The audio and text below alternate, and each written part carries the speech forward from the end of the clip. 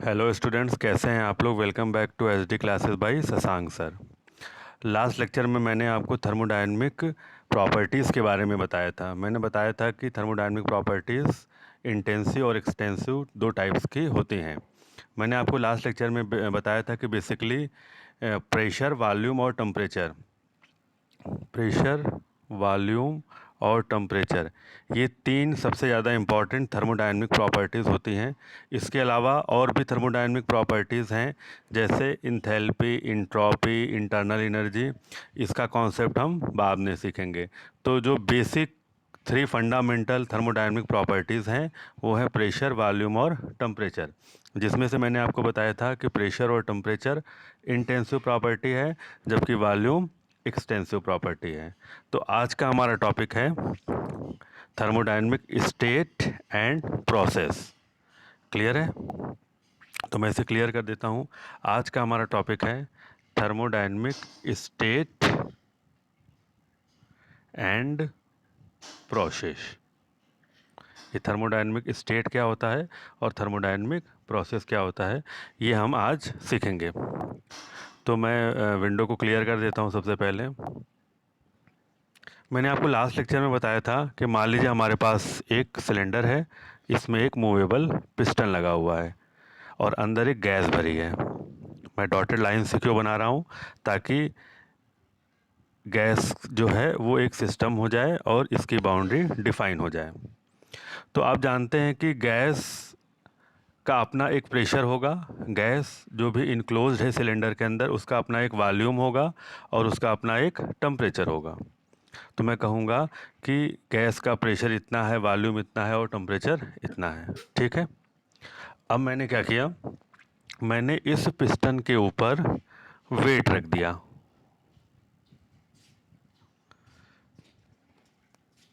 ठीक है, मैंने इस पिस्टन के ऊपर वेट रख दिया। तो क्या होगा कि पिस्टन के ऊपर फोर्स बढ़ जाएगा, तो पिस्टन नीचे की तरफ मूव करेगा। तो थोड़ी देर के बाद डायग्राम कैसा बनेगा, पिस्टन यहाँ पे आ जाएगा। ठीक है। तो ये अंदर गैस भरी रहेगी, तो मैं क्या कहूँगा, गैस ऊपर रखे वेट की वजह से कंप्रेस्ड हो गई। क्लियर है? तो गैस का क्या प्रेशर अब भी वही रहेगा जो पहले था। गैस का वॉल्यूम क्या, अब भी वो वॉल्यूम तो आपको दिख रहा है कि पहले वॉल्यूम गैस का ज़्यादा था और अब गैस का वॉल्यूम कम हो गया। क्यों? क्योंकि वेट रखने की वजह से पिस्टन के ऊपर गैस कंप्रेस्ड हो गई। और ये भी समझ में आ रहा है कि टेम्परेचर भी चेंज हो जाएगा। तो मैं क्या कहूँगा कि गैस पहले वेट रखने से पहले स्टेट 1 में थी, अब वो स्टेट 2 में आ गई। मतलब स्टेट की क्या डिफिनेशन है, स्टेट को मैं बेसिकली कहूँगा पोजीशन। थर्मोडायनेमिक्स में मैं कहूँगा पोजीशन। जैसे पहले जो गैस थी वो पोजीशन 1 में थी, थोड़ी देर के बाद गैस पोजीशन 2 में आ गई। या कहूँगा गैस पहले स्टेट 1 में थी, अब बाद में स्टेट 2 में आ गई। अच्छा, क्यों आई? क्योंकि पहले गैस के ऊपर वेट नहीं रखा था, उसका अपना प्रेशर, वॉल्यूम और टेम्परेचर था, उसके ऊपर मैंने वेट रख दिया, तो गैस की प्रॉपर्टीज़ चेंज हो गई। ठीक है। जैसे एग्जांपल के तौर पे मैं ऐसा कहूँ कि इस तरीके से अगर इसको समझने की कोशिश करूँ कि मान लो आप यहाँ पे खड़े हो ए पॉइंट पर, आपको कोई धक्का दे दे, तो आप बी पे, इस पॉइंट पे मान लो चले गए आप, धक्का धक्का देने की वजह से। तो मैं क्या कहूँगा, यार पहले मैं पॉइंट ए पर खड़ा था, पोजीशन ए पर था, बाद में मैं पोजीशन बी पर चला आया। अच्छा, ये क्यों चेंज हुआ पोजीशन? फोर्स की वजह से। तो थर्मोडायनेमिक्स में भी स्टेट चेंज क्यों होता है? किसी कॉज की वजह से, किसी कारक, रीज़न की वजह से। वो रीज़न ज़रूरी नहीं है कि वेट ही हो। एग्जाम्पल मैं दूसरा ले रहा हूँ कि मान लीजिए सिलेंडर है, अंदर कोई गैस भरी है, ये गैस है, गैस की बाउंड्री है, मैंने इस गैस को बाहर से क्या दे दिया, हीट दे दिया। ठीक है। तो अब गैस के मॉलिक्यूल्स क्या हो जाएंगे, ज़्यादा एनर्जेटिक हो जाएंगे, तो पिस्टन के ऊपर ज़्यादा प्रेशर फोर्स लगाएंगे। भाई आप किसी गैस को गर्म करोगे तो पिस्टन क्या होगा, अपवर्ड डायरेक्शन में मूव करेगा। तो उसका, अब मान लो थोड़ी देर के बाद जो है पिस्टन हमारा यहाँ पे आ गया। मैं सिलेंडर को बड़ा बना दे रहा हूँ, पिस्टन यहाँ पे आ गया, ठीक है। तो मैं कहूँगा ना कि पहले स्टेट 1 में था हमारा सिस्टम, अब स्टेट 2 में आ गया। क्यों आ गया? क्योंकि उसकी प्रॉपर्टीज़ चेंज हो गई, उसका प्रेशर भी बदल गया, वॉल्यूम तो दिख ही रहा है बढ़ गया है, वॉल्यूम भी चेंज हो गया, टेम्परेचर भी चेंज हो गया, ठीक है। तो मैं कहूँगा इसकी प्रॉपर्टीज़ प्रेशर, वॉल्यूम और टेम्परेचर चेंज हो गया, ठीक है। तो स्टेट बेसिकली क्या है? State is the current position of the system, और current position of the system में अगर चेंज आ रहा है तो हम कहेंगे स्टेट में चेंज आ रहा है। और चेंज ऑफ स्टेट, मैं लिख दे रहा हूँ, change of state is called as process, यानी थर्मोडायनेमिक प्रोसेस। क्लियर है? यानी थर्मोडायनेमिक प्रोसेस का मतलब है कि कोई भी सिस्टम अगर अपने स्टेट को चेंज कर रहा है तो जिस पाथ को वो फॉलो कर रहा है उसे हम प्रोसेस कहेंगे।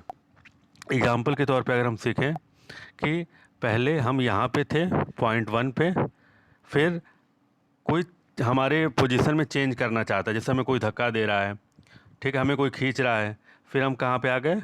पोजीशन 2 पे आ गए, ठीक है। तो अगर हम इसको मिला दें तो हम कहेंगे ये क्या है? प्रोसेस है। क्लियर है? तो प्रोसेस का मतलब क्या है? ये स्टेट 1 है, 1 को हम क्या कहेंगे? स्टेट 1, स्टेट 1, और इसको हम कहेंगे स्टेट 2, ठीक है।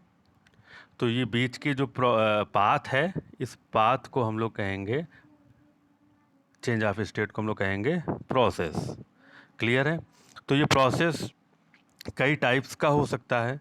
आप जैसे एग्जांपल के तौर पे मैं आपको समझाऊं कि मैं पहले क्लियर कर देता हूं कि मैं पोजीशन 1 पे हूं, मुझे पोजीशन 2 पे जाना है, ठीक है। तो मैं ऐसे भी जा सकता हूं, ऐसे भी जा सकता हूं, ठीक है, ऐसे भी जा सकता हूं। चेंज क्या नहीं हो रहा है? 1 चेंज नहीं हो रहा, 2 चेंज नहीं हो रहा है, लेकिन ये पाथ चेंज हो जा रहा है ना। तो मैं कहूँगा कि 1 से 2 तक जाने के लिए जो पाथ है ये हर बार अलग हो सकता है, यानी प्रोसेस अलग हो सकता है, लेकिन जो स्टेट है, स्टेट 1 और स्टेट 2, इसे हम एंड स्टेट्स भी कह सकते हैं, एंड स्टेट्स, ये चेंज नहीं हो रहा है। एग्जाम्पल के तौर पे अगर मैं आपको समझाऊं, आप यूपी से दिल्ली जाना चाहते हो तो आप ट्रेन पकड़ोगे, आप देखोगे कि कई ऐसी ट्रेनें हैं जिनका रूट अलग है, लेकिन वो पहुंच रही हैं दिल्ली, अलग रूट से होकर के जा रही हैं। तो इंड स्टेट्स क्या है?